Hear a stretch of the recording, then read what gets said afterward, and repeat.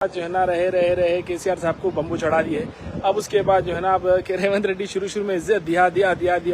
अब रेवंत ना जो है ना ऐसी बुरी तरीके से झटका है कि भाई समझ में नहीं आ रहा क्या करेंगे। तो बहरहाल बोलना ये चाह रहा हूँ कि एक और एक सेशन देखा जिसके अंदर जो है ना हमारे अकबर साहब हमेशा की तरह बहुत बेहतरीन बोलते। तो इस बार भी उन्होंने क्या बोले, हाथों पे जो है ना हाथों पे सांपों को बिच्छुओं को पिला लेंगे, दूध पिला लेंगे, मगर जंगलों का रुख कर लेंगे, लेकिन बीजेपी के साथ जो है ना बाबरी मस्जिद की शहादत करने वालों के साथ नहीं देंगे। बल्कि बोले भाई आप बोलो नको बोलो कुछ भी बोलो, आप लोग बी टीम है।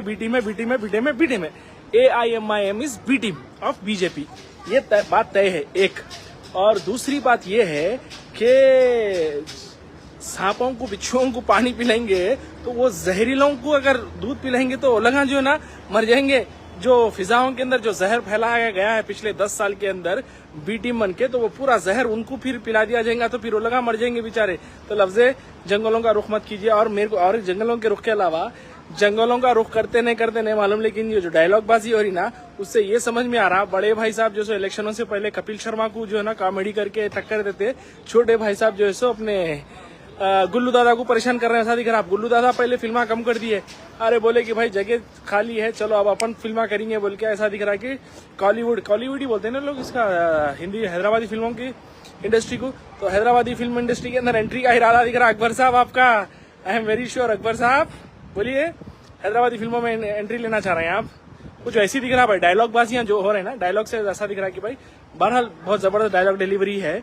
तो कहना ये चाह रहा हूँ कि पिछले 10 साल में मामू से एक सवाल नहीं किया गया। अब जैसा मामू जो सो कट मार के निकल गए वहां से बेचारे, मामू को कहीं का रखे नहीं, तो खालू कोई बोले ना खालू से सवाल कर रहे हैं, खालू से मामू की जो है गलतियों के ऊपर सवाल कर रहे हैं। मामू ये करके गए, मामू वो करके गए। अरे मामू थे जब मामू से कहीं को नहीं पूछे, कहीं को मुंह पे लेबल लगा हुआ था, कई को वक्फ बोर्ड को जो है ना 2 महीने सील करके उसके अंदर से क्या क्या पेपर गायब करे, बल्कि मामू से क्यों नहीं पूछे।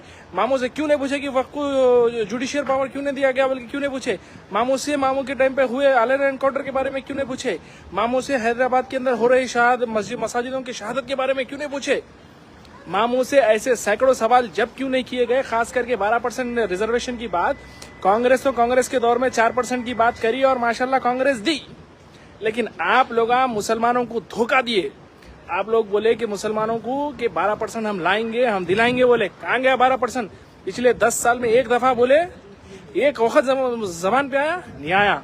लेकिन अब जैसा मामू चले गए, खालू के बच्चे से पूछ नहीं कहाँ है भाई, ऐसा धोखा करके गए। देखो परसों 1-1 लाख रुपए के वो चेक बाउंस हुए कहते, उसके बारे में भी जो है ना पूछे मामू से क्या है क्या नहीं बोल के।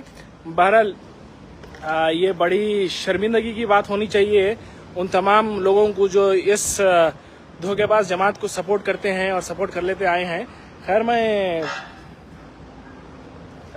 कुछ ज्यादा नहीं, अस्सलाम वालेकुम, मैं कुछ ज्यादा बोलना तो नहीं चाह रहा हूँ, लेकिन क्योंकि भाई अब आगे वाले ज्यादा कर दे रहे हैं तो जो ना अब उनको ऐना दिखाने की कोशिश करे तो ऐसा दिखता है कि भाई अपन ज्यादा तो नहीं बोल दे रहे बोल के। लेकिन यकीन मानिए मैं ना जेर ज्यादा बोल रहा हूँ ना जबर कम बोल रहा हूँ, जो उन्होंने बोले उनको आईना दिखा रहा हूँ।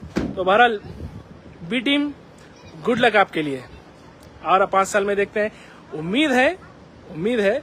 अच्छा मैं एक बात ये बोलता हूँ, बहुत सारे लोग ये बोल रहे हैं मेरे को कि भाई देखो होल सिटी की तरक्की के वास्ते जो ना बुलाए थे, बुला कैसा करे थे। देखो तो वही तो बोलो ना, कभी केसीआर बुला के इस तरीके से बात करे ना, केसीआर से दोस्ती थी तो कभी गए खुद जाके, कभी बात नहीं करे। तो बहरहाल रेवंत अन्ना का एक बहुत अच्छा पहल है ये कि बुलाए, जमात को कुछ समझ के बुलाए कि भाई कम से कम चलो। हालांकि उन्होंने साफ भी बोल दिए और बिल्कुल बात भी सही है, कोई मुसलमानों के ठेकेदार नहीं है आप, लेकिन वहाँ पे इख्तदार में है तो आप लोगों का भी जो है ना कुछ इन्वॉल्वमेंट रहना बोल के ये बुलाया गया। आप लोगों को बुला के जो सो बोले कि भाई ये प्लानिंग है हमारी, हम ये करना चाह रहे हैं बोल के बोले। एज एक गवर्नमेंट आपके पास जो पोजीशन है उस पोजीशन को मद्देनजर रखते हुए, अगर आप पोजीशन पे नहीं रहते तो बुलाते थे, दूसरा कोई रहता तो उसको बुलाते थे। बात ओल्ड सिटी के डेवलपमेंट की हुई, बात आपसे हाथ मिला के आपसे के साथ काम करने की नहीं हुई, बात आवाम के फायदे की हो रही थी। और बहुत सारे लोग मेरे को ये बोलते कि भाई आप आओ ना ग्राउंड पे, आप ग्राउंड पे आके करो ना। बोलते हो एक बात बोलता हूँ फिर से, एक बार मैं पहले भी कई मरतबा बोल चुका हूँ लेकिन फिर एक बार बोल रहा हूँ कि मेरे घर में अगर काम वाली काम नहीं कर रही, मैं फर्ज करिए पेशे से अगर मैं डॉक्टर हूँ तो मेरे घर में अगर मैं काम वाली काम नहीं कर रही, पहले तो मैं घर में काम वाली को पैसे दे रहा हूँ, ठीक वैसे ही जैसे कि हमारे इलेक्टेड रिप्रेजेंटेटिव्स को हमारे टैक्स के पैसों से उनकी तनख्वाह दी जाती है, तो वैसे ही हम भी जो है ना हमारे काम वालियों को पैसा देते। अगर उन्हें काम सही नहीं कर रही तो हम पहले उसको बताएंगे कि भाई देख ये काम सही नहीं हुआ, ये पोछा सही नहीं हुआ, ये झाड़ू सही नहीं हुआ, ये झटका सही नहीं हुआ, क्या हम बताएंगे। अगर उन्होंने नहीं करे तो उनको निकालेंगे, दूसरे को लेके आएंगे। लेकिन ये थोड़ी है कि मैं अपने डॉक्टर के पेशे को छोड़ के आके मैं घर में झाड़ू झटका पोछा कर लेते बैठू, ऐसा तो नहीं होता ना। तो मेरा काम है बताना, मैं बताऊंगा। तो ठीक वैसे ही जो है ना हमारे इलेक्टेड रिप्रेजेंटेटिव्स जो हैं उनको हमारा काम है, ये बेवकूफ मुरीद जो है, बेवकूफ कमअकल जो मुरीद हैं, इनको कोई सलाहियत नहीं है, समझ नहीं है। बस जैसे अब जो है सो मैं बहरहाल सेंसिटिव हो जाता मामला अगर मैं उन अल्फाजों का इस्तेमाल करा, तो वो अल्फाजों के पीछे बस चले गए, दीवाने हो गए। अरे बेवकूफो, ये हमारे जो ना दीन की इस्लाह के लिए नहीं, हमारे दीन की इस्लाह के लिए हमारे जो है ना हमारे मस्जिदों के अंदर बैठे हमारे मौलाना, हमारे इमाम साहिबा हैं, वो हमारे दीन की इस्लाह करेंगे। ये हमारे सोशल अपलिफ्टमेंट के लिए, और इनसे सवाल करना पूरा बनता है हमारा। फिर एक बार मैं वो वाक़या याद दिला दूंगा जो उमर बिन फारूक रज़ी अल्लाह तआला अन्हु का जो के साथ हुआ था। भरी मस्जिद के अंदर जुमे के वक्त जो है ना साहबी साद रज़ी अल्लाह तआला अन्हु जो है ना, आप सबके बीच में पूछ दिया कि भाई सबको एक एक कुर्ते का नाप मिला था और आपके जो मिले हुए कपड़े में आपको कुर्ता कैसा सिला, आप जवाब दिए। तो आप उमर बिन फारूक रज़ी अल्लाह अन्हु ये बोले कि बेटे अब्दुल्ला आप इस बात का जवाब दियो। तो बोले कि भाई बाबा मेरा और बाबा का दोनों का कपड़ा मिला के सिए, इसलिए बाबा को कुर्ता पूरा सिले गया। तो उस वक्त के खलीफा से एक भरी मस्जिद के अंदर महफिल के अंदर बैठ के सवाल किया गया। ये इसलिए नहीं किया गया कि उस टाइम पे उस तरह की फ्रीडम तो थी यकीनन, लेकिन ये रहती दुनिया तक एक एग्जाम्पल सेट हो कि आप जब भी आपका खलीफा आएगा तो आप अपने खलीफा से सवाल करने के मौकूफ में होना, आप करना सवाल। इसलिए ये सवाल किया गया था भरी मस्जिद के अंदर जुमे के बाद कि भाई आप ये कुर्ता कैसा पहने, ये बैतुल माल का जो सो कुर्ता है ये इसके अंदर आपको फिट नहीं आना चाहिए था, लेकिन आप एक्स्ट्रा कपड़ा लिए क्या बोल के उनसे सवाल करे तो उसका क्लैरिफिकेशन भी दिए।